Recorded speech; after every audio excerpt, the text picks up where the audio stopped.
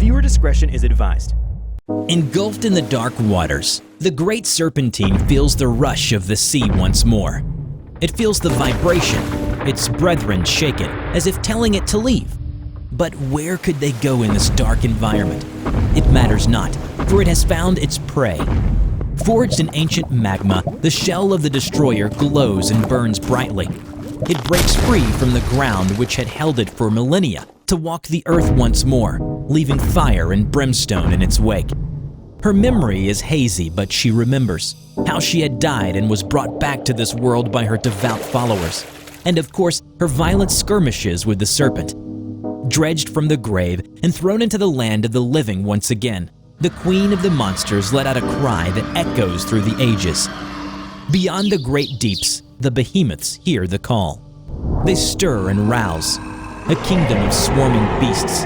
Dozens of them, all powerful and mighty, awaken from their deep slumber.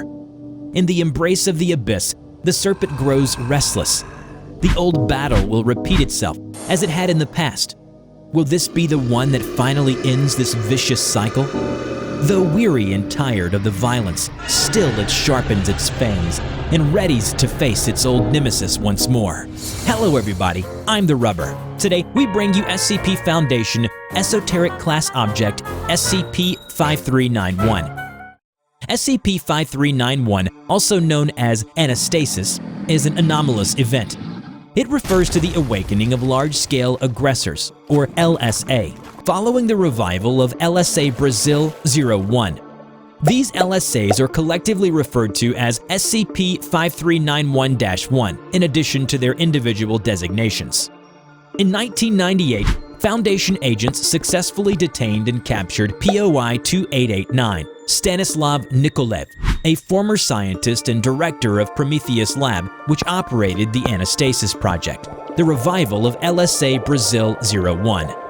Brazil 01, dubbed the Queen of the Monsters, is a massive entity with the head of a crocodile and tentacles for its lower body.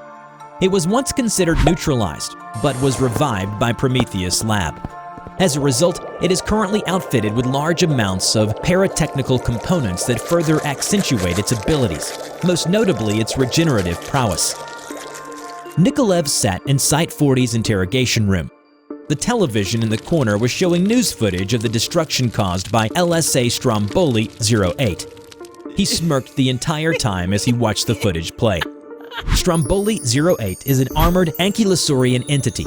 Its anomalously hard shell plating features numerous broad spines that end in a narrow point. The seams between these plates have a scintillating red glow, similar to that of molten rocks. Buried beneath the volcanic Stromboli Island, the armored behemoth burst through the earth, causing the island volcano to erupt. The island was engulfed in magma, and its complete destruction soon followed. Footage showed fighter jets engaging the beast, but were shot down by magma expelled from Stromboli 08's body. The head researcher of 5391, Dr. Mikasa Kaori, entered the room. She turned off the TV and sat down in front of Nikolev. Before she began introducing herself, she noticed Nikolev looking at her. He smiled wryly and glanced briefly at the people outside the room, then back to Dr. Kaori. "I know what you're thinking, and what you want to know, Dr. Kaori. It's just simply this. I believe the downfall of humanity is that those in power tend to believe themselves to be gods. Why do I believe this? Because I was one of those idiotic fools who thought they belonged to the pantheon of divine beings. The Anastasis project was nothing more than a need for us to fulfill a self-proclaimed prophecy, to prove that we were above even Mother Nature herself. We succeeded in reviving that gargantuan creature, of course, with a few adjustments of our own to improve upon its natural design. After all, we had the power to do so, and we thought, why should we not? And that brilliant question has brought us to this. So, what was the price for our actions? The lives of everyone at the Prometheus Labs. It was nothing in the grand scheme of things. It's quite a fitting name, wouldn't you say? For it was Prometheus who brought the gift of fire to humanity from the gods. We too brought a gift. We have revived a creature capable of threatening the existence of mankind, and man has controlled and ruined Earth for far too long. Right now, this world is being returned to its rightful masters, and I'm proud to admit that I have been an integral part of it. Just then, a message came through the speaker. Dr. Kaori, we've detected an LSA not far from the facility. It's about to collide with a civilian vessel. Mobilizing all forces now. Fighting them is hopeless, Dr. Kaori. Just accept your fate. Wake 02 surfaced in the Pacific Ocean, about 12 kilometers west of Site 40. The serpentine behemoth approached a fishing vessel and struck. It lunged through the vessel and obliterated it instantly, resulting in multiple casualties on board. The Foundation's forces arrived at the scene half an hour later with several helicopters, 2 armed vessels, and the High Energy Concentration Orbital Railgun, or HECOR, primed and ready in orbit. MTF-H5 deployed from Dimensional Site 172 and engaged Wake 02. They attempted to use a binding field to put Wake 02 into stasis, but failed, as Wake 02 emitted a small-scale EMP that rendered the device useless. Back in the control room, Dr. Kaori redirected efforts to evacuate civilians among the wreckage. The survivors were scrambling to board a helicopter. Wake 02 noticed and opened its mouth, shooting out a second head at the helicopter and demolished it. Dr. Kaori ordered the anti-thaumatological cannons to fire. They successfully pierced through Wake 02 and damaged it to a considerable degree. The serpentine behemoth let out a shriek of rage and lunged towards the helicopters, destroying the cannons. Dr. Kaori then called for the deployment of HECOR. It took out a large chunk of Wake 02. The serpentine behemoth appeared to have been neutralized. But before Dr. Kaori and her team could celebrate, Wake 02 began to rapidly regenerate from all the damage it sustained. It shrieked towards the sky, as if taunting them for their futile efforts. Damn it! Dr. Kaori slammed her fist on the desk. Left with no other options, she ordered a full-scale retreat. Wake 02 disappeared beneath the waves soon after. The next day, Dr. Kaori arranged for a meeting with Site Director Simmons. 2 days ago, something happened in Paraguay. An entire Foundation expedition team was killed. There are ruins there. Labyrinthine cave systems filled with remnants of an ancient civilization you've never even heard of. The higher-ups are starting to put the pieces together about why this is happening, what these things are, and what's about to come. But if you ask me, these don't even come close enough to giving us a solution. I trust that you have something else in mind, Doctor? Dr. Kaori nodded. She took out a blueprint from her folder and handed it to him. Simmons looked at it and smiled. All right, I see. He pushed past the door and addressed everyone in the room. All right, fellas, stop whatever you're doing and listen. Lately, these big, ugly monsters have been kicking our butts. They did us dirty and got us by surprise. They've killed countless innocent lives, but no more. Now, we will fight back. We will show these monsters no mercy. We will have a monster of our own, because this is our monster. So let's build a giant freaking mech. Meanwhile, in the Wanderer's library, the last 1,000 steps finally came to a stop at the bottom of the ravine.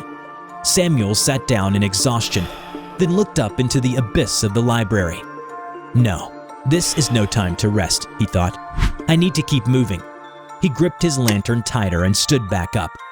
Suddenly, a voice spoke to Samuel from the shadows ahead. Hello? He raised his lantern and took a few cautious steps forward.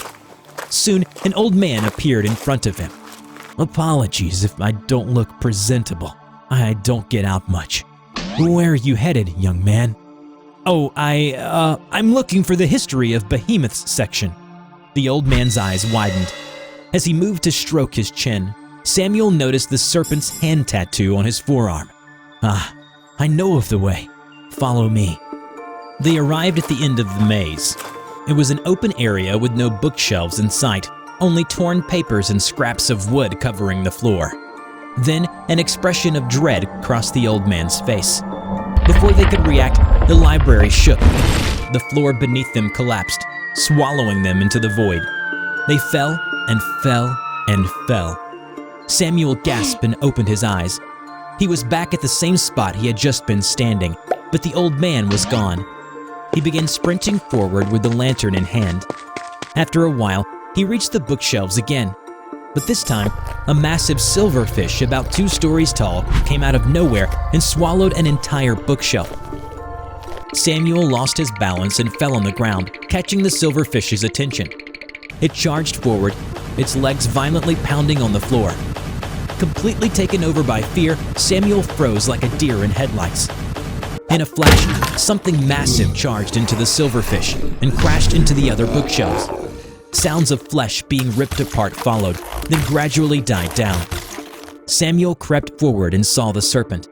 Its jaws clamped onto the now lifeless silverfish before tearing it apart. Then the serpent reached into its stomach with its reptilian tongue, pulling out a mucus-covered book and flung it into Samuel's arms. Hands shaking, Samuel wiped the mucus off and saw the title, Extinction of Behemoths. For a moment, he was speechless. Samuel looked up and met the serpent's eyes.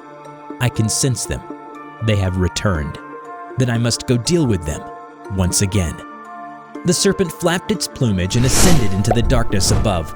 Then all was quiet.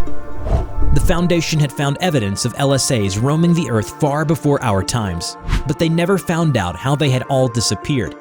That was why Samuel was sent to the library, to find a way to defeat the newly arisen LSAs once more. He reached up, hands still shaking, and turned on his radio. Samuel now knew what had happened without even having to read the book. The serpent had killed them all, and it will do so again. Remember to check out my new animation channel, TheRubber Talks, where I share my life story, thoughts, and opinions. Just click on the link in the description to enter the Rubber's world. Before we end this video, we are proud to present these incredibly sweet pieces of fan art. A big thank you to all of you. You can now send us your fan art, and we will be more than happy to show off your best art piece in our next video. Check out our description below on how to submit. I hope you enjoyed today's video. Which SCP do you want to see in the next video, and why it is interesting? Let us know in the comment below. We will draw your story and share it with the world. Don't forget to click like, subscribe to the channel, and hit the bell. Please share it to your friends if you like this video. Thank you so much for watching, and we will see you in the next video. Bye-bye.